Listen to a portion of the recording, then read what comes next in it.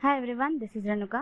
A very good morning to all of you. As I said in the last session कि 1 मार्च से हम quant के basic to advance classes start करेंगे topic wise. आज first day है। Class start करने से पहले मैं बता दूं कि आप सबके बहुत सारे कमेंट्स थे कि मैम क्या ये बैच सिर्फ एसबीआई जूनियर एसोसिएट के लिए होगा, क्या सिर्फ क्लर्क लेवल के क्वेश्चंस होंगे, क्लास बीच में बंद तो नहीं होगा।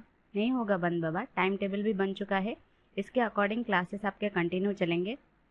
This is a complete quant batch, PO plus clerk दोनों लेवल के क्वेश्चंस होंगे, प्री प्लस मेंस के क्वेश्चंस भी होंगे। This batch is not only for SBI junior associate but for all the upcoming exams. कुछ स्टूडेंट्स ये भी comment कर रहे थे कि मैम अगर एसबीआई जूनियर एसोसिएट नहीं आया तो मेरी पढ़ाई वेस्ट हो जाएगी। देखो, पहली बात तो पढ़ाई कभी वेस्ट नहीं जाती, और फिर आईबीपीएस तो कैलेंडर निकाल ही चुका है ना। आईबीपीएस एग्जाम्स तो लाइंड अप है ही, आपने यहाँ अप्रोच सीखा वहाँ आईबीपीएस में काम आ जाएगा, right. So you should always be positive about your future, right. अब ये जो स्क्रीन पे देख रहे हो ये क्लासेस होंगे, क्योंकि मैंने आप सबसे कहा था कि 1-1.5 महीने के अंदर क्वांट के सारे बेसिक्स क्लियर करवाऊंगी पहले, इसलिए हम हर टॉपिक से प्री लेवल क्वेश्चन सॉल्व करेंगे पहले, फिर मेंस लेवल क्वेश्चंस, फिर मेंस लेवल डीआई करेंगे। ऐसा क्यों? क्योंकि सबसे पहले इंपॉर्टेंट है आपका प्रीलिम्स क्लियर करना। अगर हम topic wise pre plus mains एक साथ करके ख़त्म करेंगे तो एक तो उसमें बहुत टाइम लग जाएगा, प्रीलिम्स एग्जाम के अंदर आपके सारे टॉपिक शायद ख़त्म ना हो पाए, इसलिए पहले बेसिक्स को स्ट्रॉन्ग करेंगे, प्री लेवल क्वेश्चंस क्लास में करेंगे, फिर आपको पीडीएफ मिलेगा प्रैक्टिस के लिए, क्वेश्चंस को खुद से सॉल्व करना, कोई डाउट हो तो टेलीग्राम में पोस्ट करना, कोई आपका क्वेश्चन हो जो समझ नहीं आ रहा हो उसको भी डिस्कस करेंगे टेलीग्राम में, ठीक है। टेलीग्राम ग्रुप का लिंक आपको नीचे डिस्क्रिप्शन बॉक्स में मिल जाएगा, as well as in comment column. Group join करके पीडीएफ डाउनलोड कर लेना और आज से प्रैक्टिस पे लग जाना, और अपने फ्रेंड्स के साथ सेशन को शेयर करना बिल्कुल मत भूलना, और उन्हें भी टेलीग्राम ग्रुप ज्वाइन करने के लिए बोलना। जितने ज़्यादा फ्रेंड्स ग्रुप में होंगे उतना ही इंटरेस्टिंग होगा क्वेश्चन आंसर डिस्कशन करना, ठीक है। आज के सेशन में हम क्या सीखेंगे, कुछ बेसिक सिंप्लीफिकेशन क्वेश्चंस को कैसे सॉल्व करना है, स्क्वायर रूट क्यूब रूट कैसे निकालना है, परसेंटेज के कुछ फ्रैक्शन वैल्यूज़ हैं जिनको आपको याद रखना है।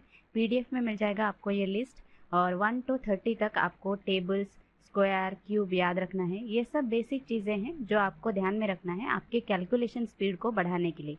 उसके बाद हम टाइम टेबल में जो पहला टॉपिक है रेशियो प्रोपोर्शन, उसके कुछ क्वेश्चंस करेंगे। वीडियो को पॉज करके खुद से एक बार सॉल्व करना, और उसके बाद मेरा अप्रोच आपको हेल्पफुल लगा कि नहीं ये कमेंट करके ज़रूर बताना। So without wasting any more time let's begin the session. अब देखो स्क्वायर रूट कैसे निकालना है। देखो स्क्वायर में 1 to 9 आपको एक चीज़ याद रखनी है, वो क्या है, 1 और 9 के स्क्वायर का लास्ट डिजिट सेम है, 1 है। सिमिलरली 2 और 8 के स्क्वायर का लास्ट डिजिट सेम है, 4 है। 3 और 7 का भी स्क्वायर का लास्ट डिजिट सेम है, 9 है। 4 और 6 के स्क्वायर का लास्ट डिजिट सेम है, 6 है। बाकी 5 के स्क्वायर का लास्ट डिजिट 5 है। इतना आपको याद रखना है बस। अब ये एक एग्जाम्पल है, 5929 किसका स्क्वायर है। फर्स्ट स्टेप क्या होना चाहिए, राइट साइड से 2 डिजिट ले लो। लास्ट डिजिट जो है यहाँ 9 किसके स्क्वायर का लास्ट डिजिट है, 3 का और 7 का। तो ये जिसका भी स्क्वायर है उसका लास्ट डिजिट 3 भी हो सकता है और 7 भी हो सकता है, ठीक। अब सेकेंड स्टेप में बचे जो नंबर 59 जो है वो किस नंबर के स्क्वायर के नियरेस्ट है, मतलब जिस नंबर की भी बात हम कर रहे हैं उसका स्क्वायर 59 के नियरेस्ट भी हो और 59 से कम भी हो। ज़्यादा नहीं लेना है, हमेशा कम लेना है।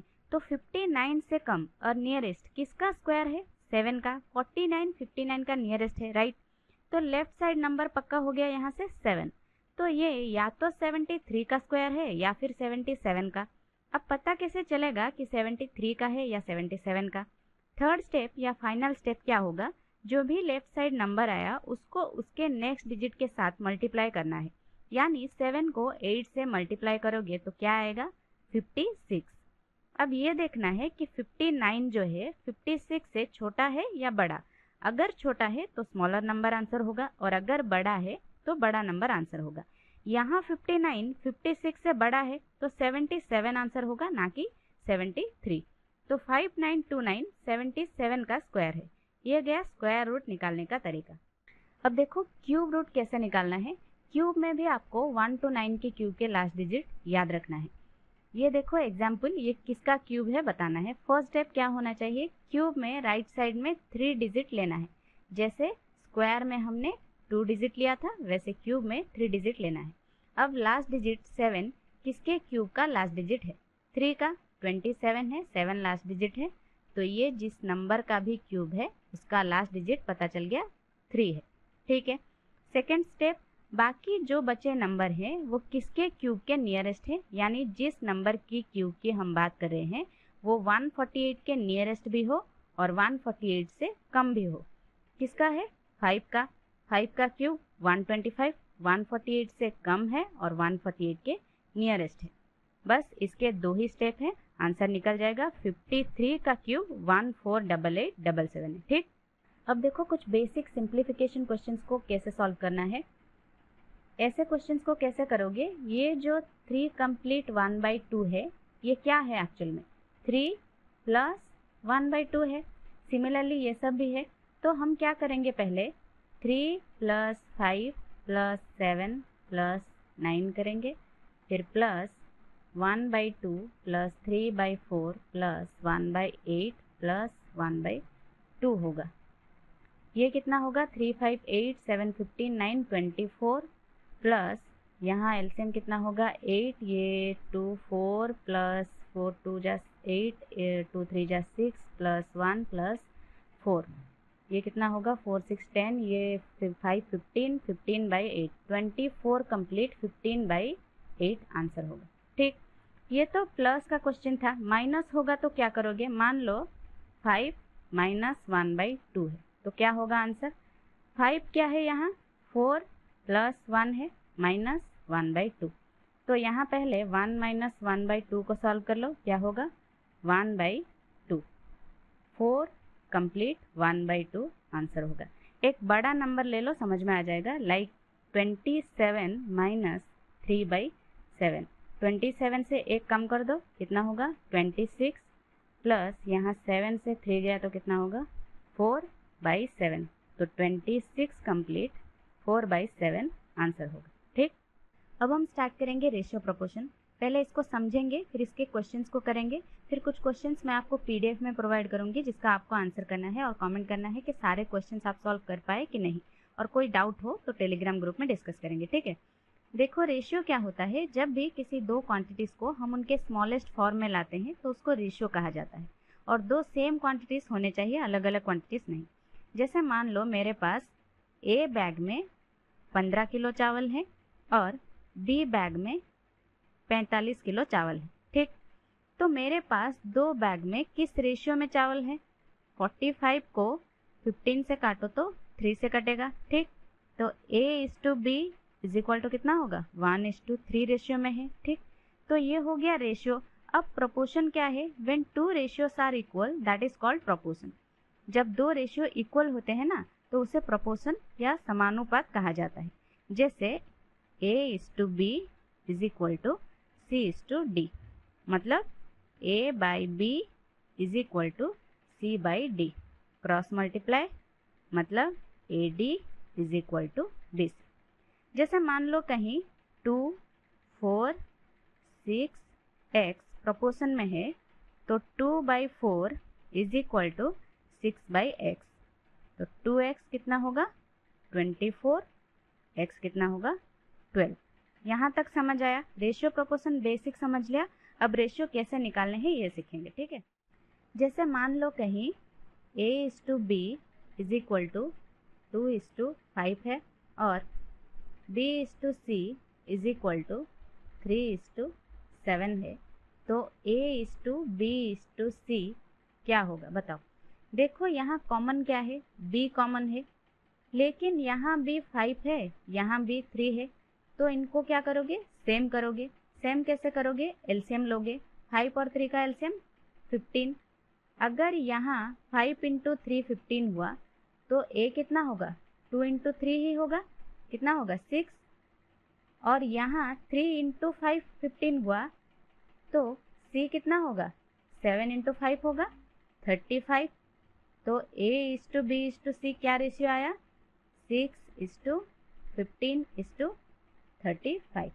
ठीक, रेशियो ऐसे निकालते हैं। ठीक, अच्छा, रेशियो के कुछ टाइप्स भी होते हैं, पहले उनको समझ लेते हैं। एक होता है इनवर्स और रेसिप्रोकल रेशियो। अगर कहीं A/B इज इक्वल टू 3:7 दिया है मान लो, और आपको पूछा है रेसिप्रोकल रेशियो निकालने के लिए, तो इस रेशियो का इनवर्स क्या होगा? 7:3 उल्टा कर दो, बस यही होता है रेसिप्रोकल रेशियो। ठीक, और अगर डुप्लीकेट रेशियो निकालने की बात कर रहा है तो डुप्लीकेट मतलब उसका स्क्वायर। ठीक है, 3 का स्क्वायर क्या होगा 9 और 7 का 49, तो 9:49 डुप्लीकेट रेशियो होगा। ठीक, और अगर सब डुप्लीकेट रेशियो पूछा है तो 9:49 का मान लो सब डुप्लीकेट रेशियो पूछ रहा है तो उसका स्क्वायर रूट निकालना है सिर्फ। ठीक है, तो कितना होगा 3:7 होगा। सिमिलरली ट्रिप्लीकेट रेशियो मतलब क्यूब निकालना है और सब ट्रिप्लीकेट रेशियो मतलब क्यूब रूट निकालना है। ठीक, और कंपाउंड रेशियो क्या है, मान लो कहीं रेशियो 1:2, 3:4, 4:5 है और आपसे पूछा है कंपाउंड रेशियो निकालने के लिए, तो आप सिंपली क्या करोगे 1/2 इंटू 3/4 इंटू 4/5, ऊपर न्यूमरेटर्स को मल्टीप्लाई करोगे, नीचे डिनोमिनेटर्स को मल्टीप्लाई कर दो। बस यहाँ 4 से 4 कट गया, 3 आएगा ऊपर, नीचे क्या आएगा 10, 3/10 या फिर 3:10 कंपाउंड रेशियो होगा। ठीक, ये बेसिक था रेशियो प्रोपोर्शन का। अब हम सॉल्व करेंगे क्वेश्चंस। देखो पहला क्वेश्चन क्या कह रहा है, देखो quantity of rice, sugar and wheat in a shop are in the ratio 5:7:8. There is a proposal to increase quantity by 20%, 50% and 25% respectively. What will be the ratio of increased quantity? ठीक है, पहले हम x लेके solve करेंगे, फिर ratio method में solve करेंगे। ठीक, यहाँ राइस, यहाँ सुगर मान लो, यहाँ व्हीट। ठीक है, क्या रेशियो है 5:7:8, 5x, ये 7x और ये 8x। ठीक है, क्या परसेंटेज इंक्रीज हो रहा है 20% पहले, 20% मतलब 1/5, 5x का 1/5 कितना x इंक्रीज हो रहा है, कितना होगा 6x, और 50% नेक्स्ट, 50% मतलब 7x का 50% कितना होगा 3.5x। ठीक है, ये कितना होगा 10.5x। ठीक, फिर कितना है 25%, 25% मतलब 1/4, 1/4 8 का कितना होगा 2x, ये कितना होगा 10x। ठीक है, x को काट दो, रेशियो निकालना है इसका हमें, तो 0.5 को काटोगे तो कितना होगा 60, यहाँ 105, यहाँ 100। ठीक है, इसको 5 से काट दो, 12, 21, यहाँ आएगा 20, तो 12:21:20 which is in option C. तो ऑप्शन सी यहाँ पे करेक्ट आंसर होगा। ठीक, अब देखो रेशियो मेथड में कैसे सॉल्व करना है, राइस, सुगर और व्हीट। ठीक है, 5, 7, 8 को मान लो यहाँ 500, यहाँ 700, यहाँ 800। 20% मतलब 1/5, 1/5, 500 का कितना है 100 इंक्रीज हो रहा है, यहाँ होगा 600। 50% 700 का कितना है 350, यहाँ आएगा कितना 1050। 25% मतलब 1/4 800 का 200, यहाँ आएगा 1000। 0 0 0 कट गए 60, अब इनको काट दो 5 से, 12, 21, ये 20। ठीक है, 12:21:20 है। ठीक, अब बताओ ये इजी था कि वो इजी था, यहाँ पे हमने 100 मान लिया था तो जल्दी सॉल्व हो गया, वहाँ पे हमने 100 नहीं माना था इसलिए पॉइंट में निकल के आ गया। ठीक, उसको काटने में थोड़ा टाइम लग गया, बाकी प्रोसेस सेम था। ठीक है, नेक्स्ट क्वेश्चन देखो क्या कह रहा है, in a mixture of 30 litres the ratio of milk and water 2:1. If this ratio is to be 1:2, then the quantity of water to be further added is.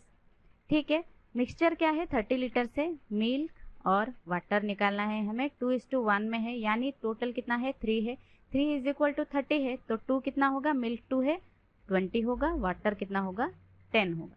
ठीक है, तो क्या कह रहा है, if this ratio is to be 1:2 then quantity of water to be further added, water add हो रहा है तो यहाँ ऊपर 20, वाटर 10 प्लस x कर दो = 1/2 कह रहा है, तो यहाँ x कितना आएगा 20 × 2 40 - 10 कितना होगा 30 liters which is an option B. तो ऑप्शन बी यहाँ पे करेक्ट आंसर होगा। ठीक, ये गया x लेकर, बिना x लेकर कैसे करोगे, देखो क्या रेशियो है 2:1 में है, इसको क्या रेशियो में चेंज करना है 1:2 में। क्या कह रहा है, वाटर ऐड हो रहा है, ये ऐड हो रहा है, लेकिन मिल्क तो सेम रहेगा, वाटर ऐड हो रहा है ना, सिर्फ मिल्क तो सेम रहेगा। तो मिल्क को सेम करो, यहाँ इंटू 2 करोगे तो ये 2 होगा, ये इंटू 2 करोगे तो ये होगा 4। यहाँ कितना ऐड हो रहा है, 3 ऐड हो रहा है। यहाँ टोटल कितना है, 3 है। 3 का वैल्यू क्या है क्वेश्चन में, 30 है, तो हमें चाहिए भी 3, तो क्या होगा 30 लीटर्स। ठीक, अगला क्वेश्चन देखो क्या कह रहा है। Salaries of Ramu and Somu are in the ratio 2:3. If the salary of each is increased by rupees 6,000, the new ratio becomes 40:57. What is Somu's present salary? ठीक है, रामू और सोमू की सैलरी हम क्या मान लेते हैं, 2x 3x। ठीक है, यहाँ भी 6,000 इंक्रीज हो रहा है, यहाँ भी 6,000 इंक्रीज हो रहा है, इज इक्वल टू कितना होगा 40/57। ये है बेसिक। बेसिक से करोगे तो ऐसे करोगे, फिर इसको क्रॉस मल्टीप्लाई करोगे, एक्स निकालोगे, ये होगा बेसिक फॉर्मूला। ठीक है, यहाँ थोड़ा लेंदी होगा करने में, हम इसको ऐसे सॉल्व नहीं करेंगे। ठीक, हम इसको रेशियो में कर रहे हैं ना, तो रेशियो में करेंगे। पहले क्या रेशियो था, 2:3, फिर इंक्रीज होने के बाद क्या रेशियो है, 40:57। ठीक है, इंक्रीज तो सेम सैलरी हो रहा है ना, 6,000 इसका भी हो रहा है, 6,000 उसका भी हो रहा है, तो यहाँ डिफरेंस कितना है 54, यहाँ डिफरेंस कितना है 38। डिफरेंस तो सेम होना चाहिए ना, दोनों का सेम इंक्रीज हो रहा है, तो इसको सेम कैसे करोगे, यहाँ डिफरेंस कितना है 1, यहाँ डिफरेंस कितना है 17, इनको सेम करो, ये 40:57 सेम रहेगा, यहाँ 17 इंटू 2 करो कितना होगा 34, यहाँ 17 इंटू 3 करोगे तो कितना होगा 51। अब डिफरेंस सेम आया, यहाँ भी 6 है, यहाँ भी 6 है। 6 का वैल्यू क्या कह रहा है क्वेश्चन में, 6,000, तो 51 क्या होगा 51,000 प्लस इंक्रीज हो रहा है 6,000, 51 प्लस 6 कितना होगा 57,000, या फिर आप डायरेक्ट यहाँ से भी कर सकते हो 57,000। ठीक, which is in option D, तो ऑप्शन डी यहाँ पे करेक्ट आंसर होगा। ठीक है, अगला क्वेश्चन देखो क्या कह रहा है। A sum of rupees x divided among A, B and C such that ratio of shares of A and B is 2:3 and that of B and C is 4:5.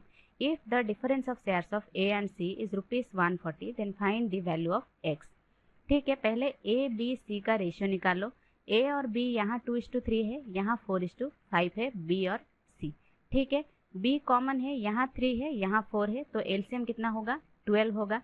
यहाँ 3 इंटू 4 12 होगा, तो A कितना होगा 2 इंटू 4 होगा, A यहाँ कितना होगा 8 होगा। B कितना होगा 12, C कितना होगा, यहाँ 4 इंटू 3 12 होगा, तो 5 इंटू 3 होगा, C कितना होगा 15। तो A B C का रेशियो निकला 8:12:15।